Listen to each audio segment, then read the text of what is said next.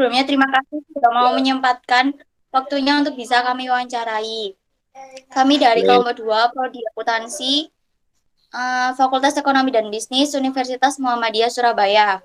Wawancara ini kami lakukan untuk memenuhi tugas mata kuliah pengantar manajemen.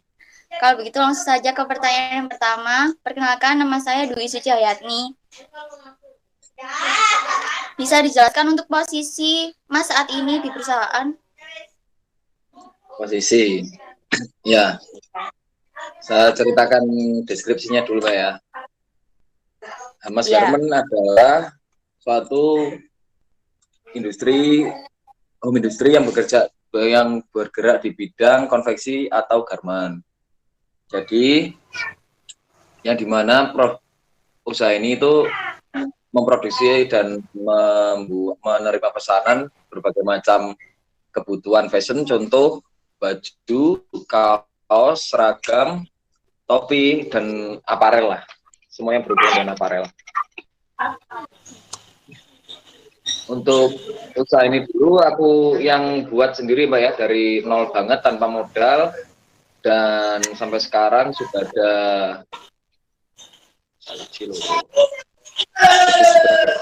dari jahit, operator berkomputer, dan connect dan tukang sablon. Untuk saya sendiri, saya lebih suka dikatakan sebagai owner dan lebih suka dikatakan sebagai sales. Kenapa sales? Karena sales itu lebih ujung tombaknya usaha ya. Ujung tombaknya perusahaan itu ada di sales.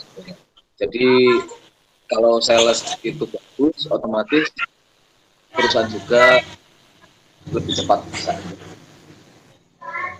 Iya, Mas. Itu sama ngerjain itu ya. Lalu untuk yang kedua, berapa lama Mas menempati posisi sekarang sejak mendirikan atau pertama kali masuk dalam perusahaan ini? Lebih tepatnya kalau dikatakan merintis dari awal itu belum apa-apa Mbak ya, itu udah ada 3 tahun. Tapi dari segi manajemen belum ada 1 tahun. Dari segi manajemen atau lebih tepatnya ke full usaha apa namanya, full produksi lah. Soalnya kan dulu kan aku sebelum punya ini kan aku lempar-lempar ke vendor, terus lakukan pengembangan, jadi belum ada setahun ini. Estimasi 9 bulan usaha ini sudah jalannya usaha ini. Ya, masih 9 bulan.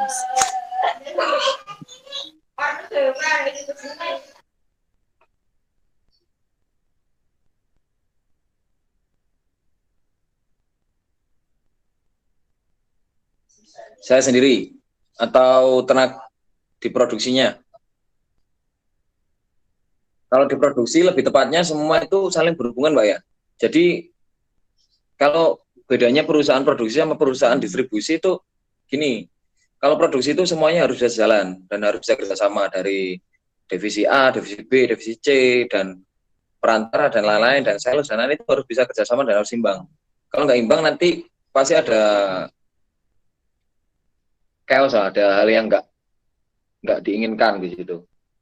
Contoh, saat kita produksi kaos sablon, otomatis kan ada tiga divisi di situ, divisi potong, divisi jahit, dan divisi sablon.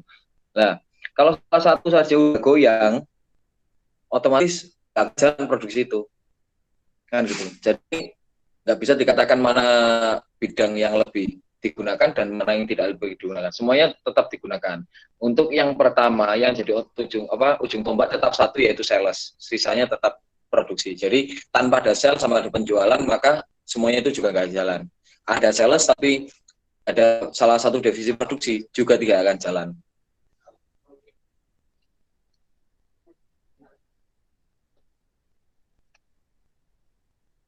Kemacetan ya. Iya.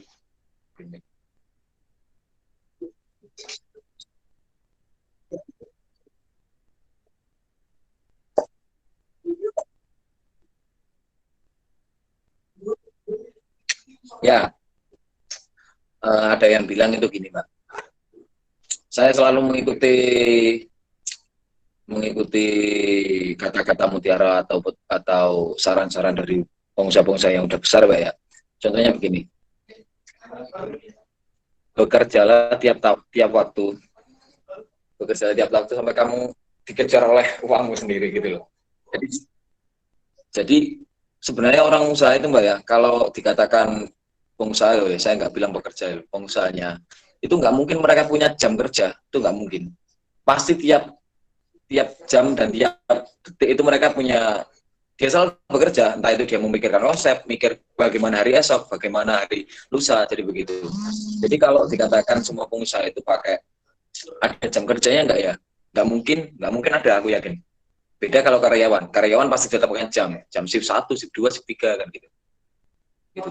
Jadi jawaban saya tidak. Oke. Oke Mas, untuk pertanyaan yang keempat, di usaha Mas yang sekarang tekuni, Mas berperan sebagai apa? Saya berperan sebagai owner, CEO, ya, founder, Terus, 3 itu. dilihat dari faktor lingkungan eksternal seperti teknologi, ekonomi, dan sosial, menurut Mas mana yang paling mempengaruhi usaha yang ditekuni Mas sekarang? Yang paling ditekuni, yang paling berpengaruh faktor teknologi, sosial, dan ekonomi. Semuanya berkaitan, Mbak. Contoh satu, saya kan produksi, Mbak ya. Saya kan bidang produksi. Kalau dari segi sosial, contoh, tak kasih contoh, Mbak ya. Kalau dalam segi sosial kita tidak bisa bagus, otomatis penjualan kita juga tidak akan bagus. Gimana caranya kita bisa berinteraksi kepada masyarakat? Gimana caranya kita bisa ngasih edukasi tentang usaha kita ke mereka, bahwasanya kita itu bisa begini, dan di tempat kita bisa begini dan begini dan begini. Otomatis kan tidak bisa. Maka ilmu sosial atau ilmu bagaimana kita menanggapi lingkungan itu sangat penting. Yang pasti bagaimana cara kita itu mengetahui apa yang mereka butuhkan, bukan apa yang kita ingin jual ke mereka gitu. Jadi apa yang mereka butuhkan di tempat kita. Contoh, waktu corona, pada musim corona kemarin, lebih tepatnya bulan 2, semua sektor produksi itu berhenti. 1 dan 2 itu semua sektor produksi berhenti. Semua sektor pabrik, kantoran, semuanya berhenti. Karena apa? Karena satu, perekonomiannya lagi goyah, kan gitu. Nah, di bidang garment, mau nggak mau kita harus mengikuti situasi. Contoh, apa yang mereka butuhkan saat itu? Saya kan produksi baju kan ya, baju, kaos kan gitu. Nah, pada saat itu kita kan tidak ada order sama sekali karena memang permintaan dari instansi juga kosong, permintaan dari masyarakat umum juga kosong karena saat itu semuanya berhenti. Nah, kita analisis apa yang dibutuhkan saat itu. Ternyata masker yang dibutuhkan, APD yang dibutuhkan. Oke, kita produksi itu, kita jual itu. Jadi kita tetap survive pada saat itu. Bahkan bisa dikatakan sangat-sangat lebih dari hal sebelumnya. Jadi semua pengusaha harus bisa membolak-balikkan situasi ya, sesuai situasi ya, bagaimana sama mereka. Contoh, ada seorang pengusaha taman hiburan di Surabaya. Saya nggak bilang merek ya. Taman hiburan di Surabaya. Dia mengetahui bahwasanya saat corona nanti sektor ini tempat hiburan bakalan sepi karena memang orang-orang akan disuruh di rumah kan gitu. Ya oke, dia langsung sulap tempatnya itu. Dia berhentikan semua karyawannya. Karena apa? Kalau dia tetap melanjutkan itu, tempat itu tetap di-on-kan, otomatis dia akan rugi dengan pemasukan yang sangat minim, bahkan bisa sangat-sangat defisit, dan tetap masih harus bayar karyawannya. Jadi dia mengambil langkah merumahkan karyawannya, dan dia rubah tempat itu jadi apa? Jadi parkiran mobil. Jadi parkiran mobil karena dia tahu bahwasanya taksi saat itu akan berhenti juga. Otomatis perusahaan taksi yang taksinya biasanya seliweran itu dia kan butuh tempat untuk parkir karena lahan dia atau pool dia kan nggak mungkin cukup. Karena pool itu mungkin cukup dari hanya sebagai tempat penyimpanan aja beberapa unit lain otomatis dia harus berhentikan juga. Lah, dari situ dia bisa survive. Kan gitu. Terus untuk yang segi itu sudah saya jawab segi ekonomi dan segi sosial Mbak ya tadi ya. Udah gabung.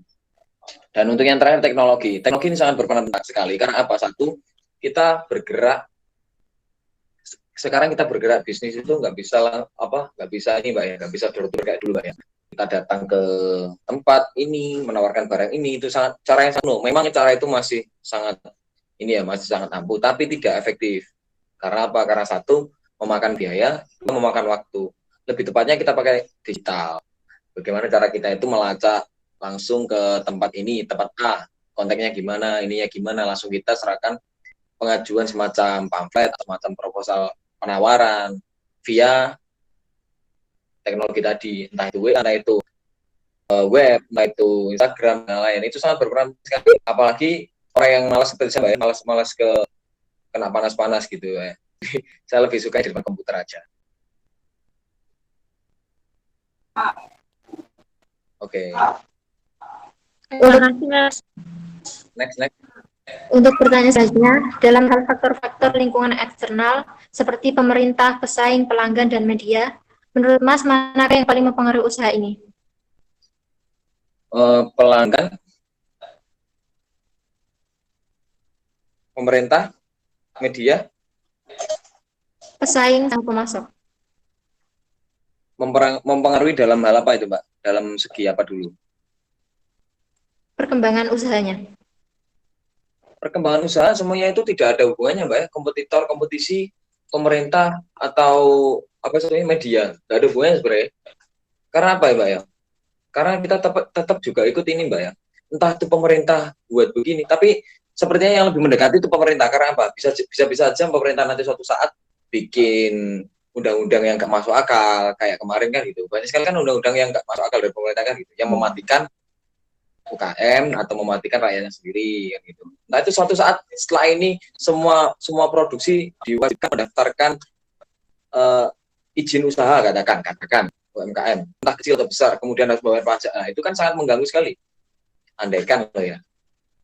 Kalau segi media, kompetitor dan segi satu apa tadi? Lingkungan. Pelanggan. Nah, kalau tiga itu tadi tidak berpengaruh menurut saya karena apa? Satu, kalau kompetitor di mana-mana saya pasti ada kompetisi. Yang penting gimana caranya kita itu bisa komitmen dan gimana cara kita memperbaiki usaha kita lebih profesional, lebih memuaskan pelanggan juga, pelayanan juga dimaksimalkan. Insya Allah semuanya aman-aman aja gitu. Terus untuk yang soal satu apa tadi? Pelanggan ya. Kalau pelanggan kan otomatis ikut dari itu mbak ya, kompetitor tadi mbak ya. Kalau pasar garment sendiri itu pasti ada terus karena memang garment itu sangat dibutuhkan, termasuk 3 kebutuhan pokok, sandang, pangan dan papan. Jadi sandang itu sangat dibutuhkan. Kalau kita usaha mbak ya, masih di tahap 3 ini, sandang, pangan, papan, insya Allah akan minimal itu survive. Kalau bangkrut sih enggak. Kalau orangnya yang kesalahan pelakunya mungkin ya bisa bangkrut. Tapi kalau dengan manajemen yang benar, tata cara usaha yang benar, jalan kok itu. Untuk selanjutnya, bagaimana masalah etika dipraktekkan dalam usaha Mas ini? Biar contohnya. Oke, 3 contoh. 1. Tadi ada yang WA saya. Yang pertama. Ya, Ulif. Nah, itu kan sama langsung dapat balasan otomatis ya, Pak ya? Iya. Nah, hal semacam itu lebih tepatnya kita lakukan sebagai etika. Karena apa? 1. Saat ada customer masuk atau kita akan prospek lah, itu namanya kan prospek ya. Customer yang tanya-tanya namanya prospek, entah itu dia order apa enggak, yang penting itu prospek. Dan itu dia itu database atau calon customer kita selanjutnya. Next day atau next month, next selanjutnya lah, dia bisa jadi customer kita meskipun saat itu tidak jadi. Maka dari itu, siapapun yang ngechat sampean, kalau sampean punya usaha, jangan sampai nomor itu nggak kalian simpan. Kasihkan, kalau bisa di folder ya Pak ya, taruh folder khusus customer, meskipun mereka cuma tanya-tanya. 1, jangan pernah itu, jangan pernah melayani customer yang hanya segala tanya dengan malas-malasan. Tetap kita harus layani dengan profesional. Yang kedua, untuk pelayanan di offline, katakan ada orang yang datang ke kantor atau datang ke workshop ini, minimal tempat itu harus ada tempat apa namanya, tempat penerimaan tamu, terus tempat-tempat atau hidangan dan lain-lain, air dan lain-lain. Itu kan termasuk etika juga dan pelayanan, dan itu sangat-sangat berpengaruh ke loyalitas. Bahkan kalau pelanggan nggak jadi order karena pelayanan atau itu sampean etika sampean bagus, dia malah sungkan bisa jadi order kan gitu. Terus dengan pelayanan yang bagus, dengan hasil yang maksimal, dia bakalan balik lagi dan balik lagi. Itulah namanya repeat order di situ. Kemudian soal etika juga, kalau bisa semuanya itu by system, Mbak ya.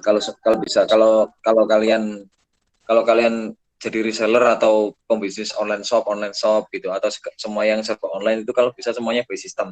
Jadi gimana caranya saat ada customer masuk itu semuanya bisa jalan tanpa sampean harus terlengi mantau terus itu apa namanya HP kan gitu. Contoh sampean bisa pakai Bitlink atau sampean bisa pakai WhatsApp bisnis atau bisa pakai link ID. Nah, hal seperti itu kan bisa membantu kalian. Katakan ada customer tanya, jebret ini assalamualaikum, langsung ada balasan otomatis seperti ini. Ya begini kayak saya tadi pas dia tanya begini, nanti ada penjelasan lagi yang otomatis dibalas sampai pada beberapa pertanyaan yang memang harus jawab sendiri. Nah, maka dari itu juga termasuk etika gimana caranya melayani customer dengan cepat kan gitu. Karena semua customer itu nggak mau dilayani dengan lambat-lambat kan gitu. Semuanya pengen gercep lah, pengen dibalas dengan gerak cepat kan gitu. Ya. Ya, cukup sekian Mas yang dapat kelompok kami tanyakan. Terima kasih sudah menyempatkan waktunya. Ya.